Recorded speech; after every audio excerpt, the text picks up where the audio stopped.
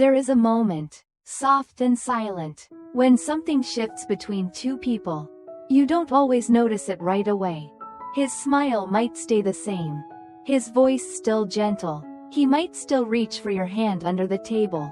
But beneath the surface, something crucial has begun to fade: his respect. Not the respect he holds for you as a human being. That can stay intact. He might still admire your kindness, appreciate your mind, recognize your goodness. But the kind of respect that makes a man want to show up fully for you, that sacred reverence that anchors romantic love, that can quietly disappear. And when it does, the way he shows up begins to change. Too often, we confuse attraction with depth. We're told to be desirable, magnetic, effortless. But attraction, while beautiful, is fleeting. What lasts, what roots a man's love and makes it grow stronger over time, is respect. So the question becomes, what are the subtle things, so subtle you might not even realize you're doing them, that cause this kind of respect to dissolve? Today, we begin a quiet exploration of 7 emotional patterns that unknowingly unravel the thread of respect in a relationship. This is not about blame. It's about awareness. Because when you understand what truly honors your worth, you stop negotiating it. And when you stop negotiating it, you begin to invite a different kind of love, one that is grounded, steady, and deeply respectful. Let's begin with the first quiet shift. When a woman begins to apologize for her standards. It often begins innocently. You meet someone, and you feel that spark, the electricity, the promise. But then he does something that doesn't sit right with you. Maybe he disappears for days without a word. Maybe he cancels plans last minute. And instead of honoring the discomfort inside you, you override it. You tell yourself not to be too much, not to make a fuss. You say, maybe I'm being unreasonable. Maybe I should be more understanding. And so you shrink your truth in the name of keeping the peace. But here's the truth no one tells you loud enough. A woman's standards are not demands. They are direction. They are clarity. They are the language of self-worth. When you apologize for your standards, whether by softening them, hiding them, or explaining them away, you don't seem understanding. You seem uncertain. And that subtle shift from inner certainty to self-doubt is felt deeply, not just by you, but by him. It's okay to be soft. But don't blur your boundaries for the sake of appearing easygoing. Respect isn't born from silence. It grows in clarity. Imagine saying, I value consistency when I'm getting to know someone. That's not an accusation. It's not a threat. It's not a demand.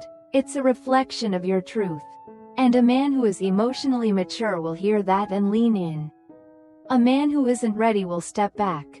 Either way, you win because you're standing in your self-worth. When a woman knows her value, she doesn't need to scream it.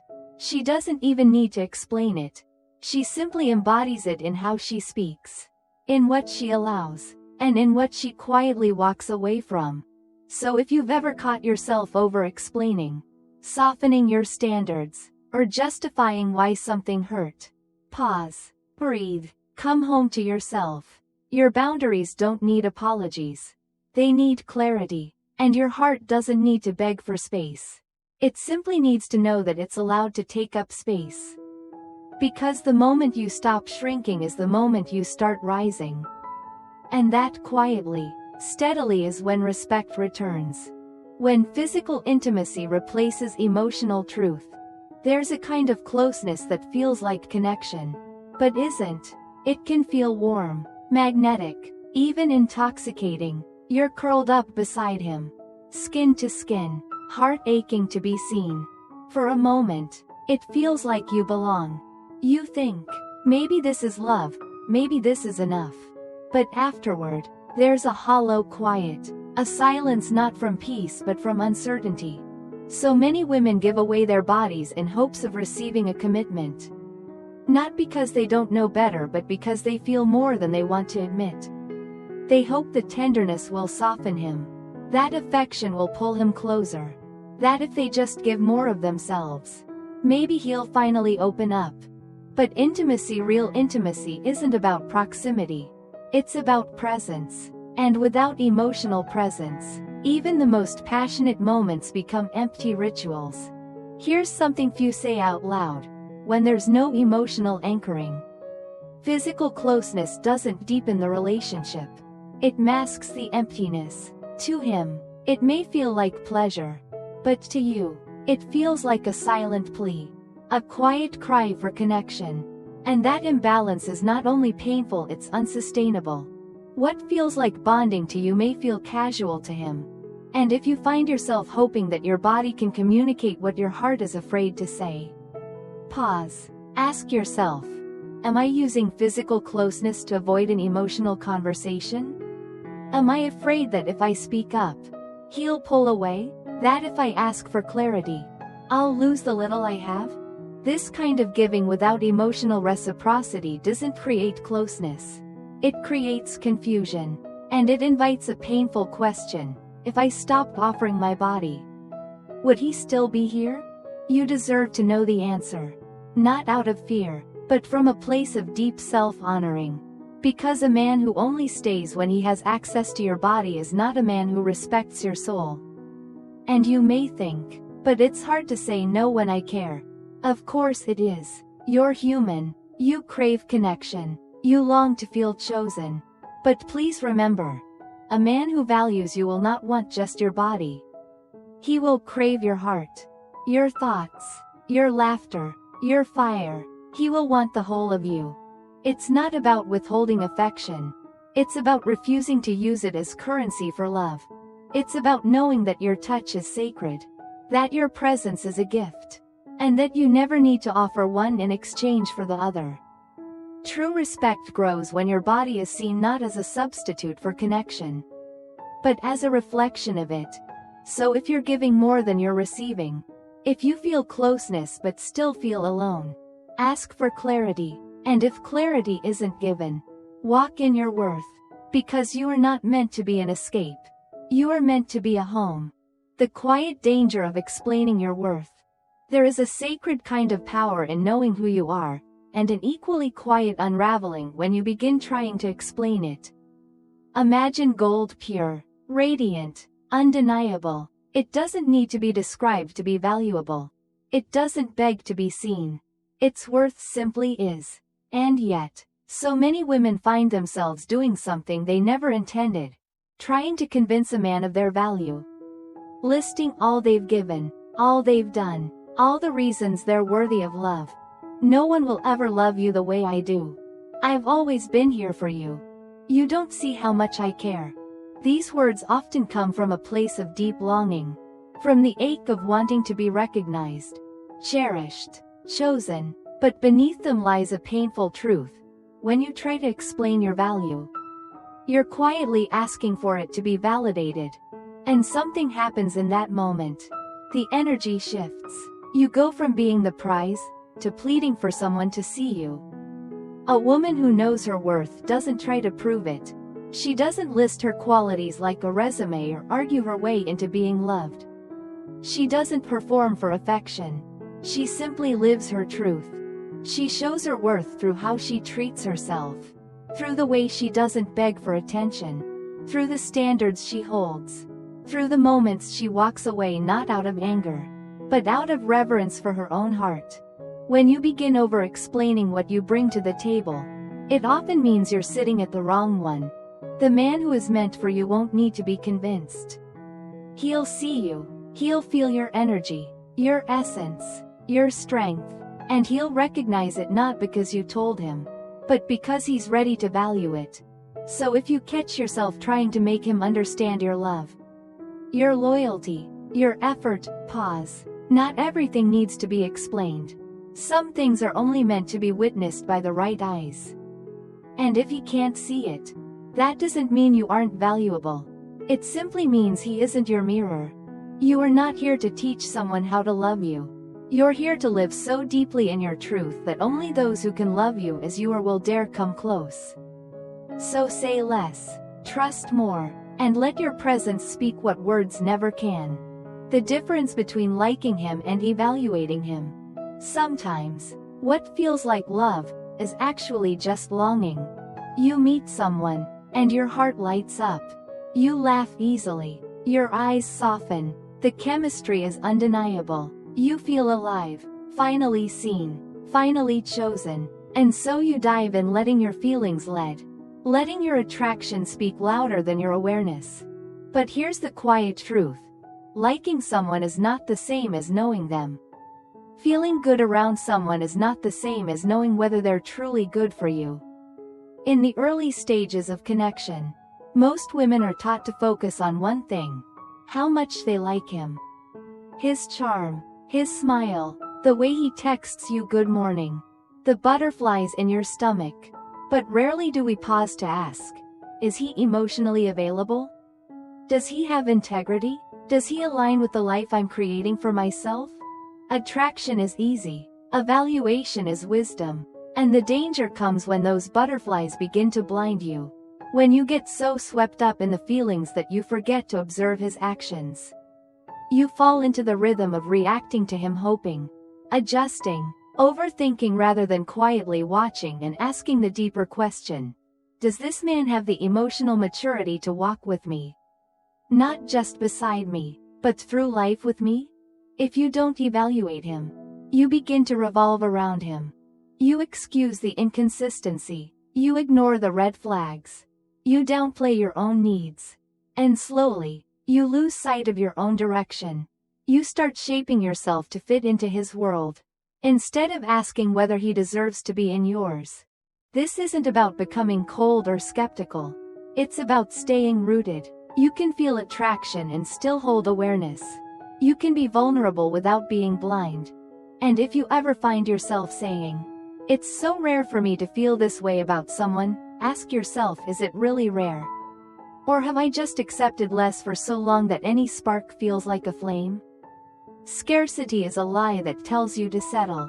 But your heart isn't here to be satisfied by scraps of attention. It's here to be met.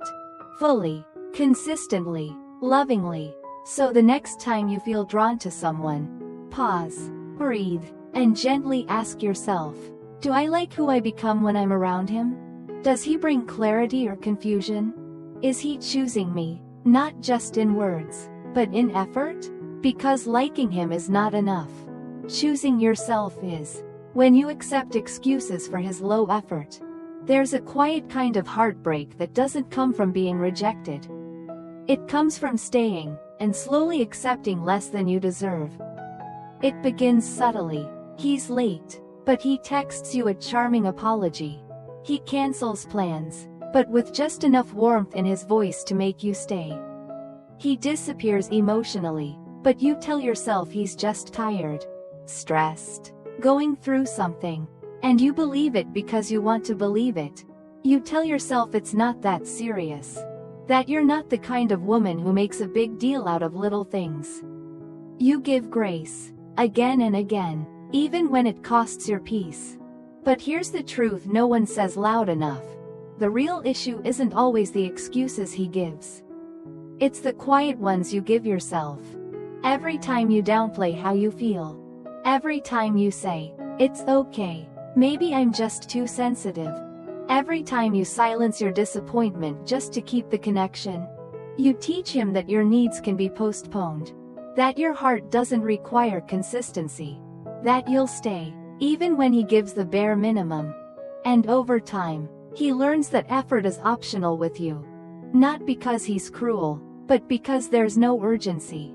No consequence. No reflection that his choices have weight. And slowly, the respect begins to fade, not just his for you, but yours for yourself. You become more patient than you should be. More forgiving than feels fair. You carry the emotional weight of the relationship alone. Whispering to yourself, at least he's still here. But presence without effort is not love. It's convenience. And I want you to know this. Speaking up for your needs is not dramatic. Honoring your boundaries is not unkind. Expressing disappointment is not emotional immaturity. These are the very things that build real connection. That show your heart is awake. That remind both of you that love must be nourished, not assumed. There's a gentle way to hold someone accountable. A way that doesn't shame, but calls forth the best in him. Not with anger, not with begging, but with calm clarity. One sentence. Simple, honest. I know you're better than that. It doesn't accuse. It doesn't push. It simply reflects. And sometimes, that one reflection is enough to awaken a deeper part of him, the part that wants to show up. The part that's forgotten how. And if he doesn't rise? If your standards are met with silence? Then let that silence speak. Because your peace is not a price you need to pay just to be loved. You are worthy of effort, of follow-through, of consistency. You are worthy of a man who doesn't need convincing to care. The power of your voice and why agreeableness isn't what keeps you irreplaceable. So many women have been taught that to be loved, they must be easy to love. To be agreeable, to adapt, to not cause waves, to go along with whatever he wants. And somewhere along the way, being supportive turns into silence, into self-erasure, into shrinking your voice just to keep him comfortable. You say things like, whatever you want, babe, I'm okay with anything. You decide.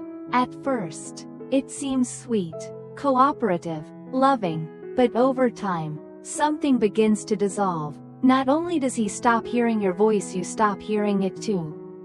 And here's the quiet tragedy. What you think makes you irreplaceable actually makes you forgettable. Because the truth is, love doesn't grow in neutrality.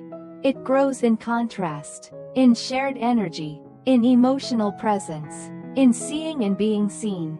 A man doesn't deeply bond with someone who mirrors everything he says.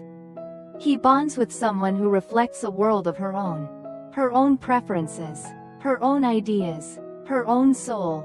You weren't made to be a background character in someone else's story. You're meant to co-create a life.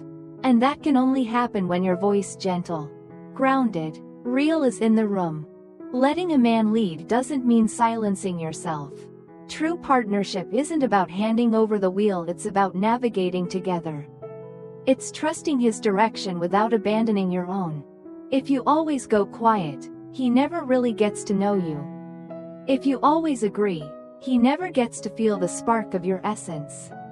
And without that spark, without the beautiful, messy, soulful you, there's no depth, no polarity, no real intimacy. A healthy man doesn't want a woman who disappears in his presence. He wants one who brings her full presence to meet his. He wants to feel your light with him, not behind him. So speak up. Tell him what you love, what matters to you, what you dream about. Offer your opinions, your laughter, your hesitations, your truth. Your voice is not a threat to love, it's an invitation to real connection. And if he pulls away from your fullness, let him, not because you're hard, but because you're whole, not because you're punishing him, but because you're finally honoring you. Because at the end of the day, it's not about keeping a man, it's about keeping your soul intact while love unfolds. If any part of this touched something tender inside you, if you've ever found yourself slowly fading just to keep love alive, please remember, the real you is not too much. She is the medicine. You don't have to explain your worth, soften your boundaries, or hide your light. The right man will feel you without needing persuasion. He will respect you without needing proof. And you will no longer settle for anything less than sacred, mutual, reverent love. You are not just here to be chosen. You are here to choose yourself first. Thank you for spending this quiet moment with me. If this message found its way to your heart, I invite you to take a breath, place a hand over your chest, and remind yourself you are worthy of respect, effort, and love that feels safe. If you feel called, please support the Whisper to Heal community by liking this video, subscribing for more healing conversations, and sharing this message with someone who needs to hear it. And until next time, keep honoring your voice, your heart, and your truth, because healing doesn't begin in being understood. It begins in being true to you.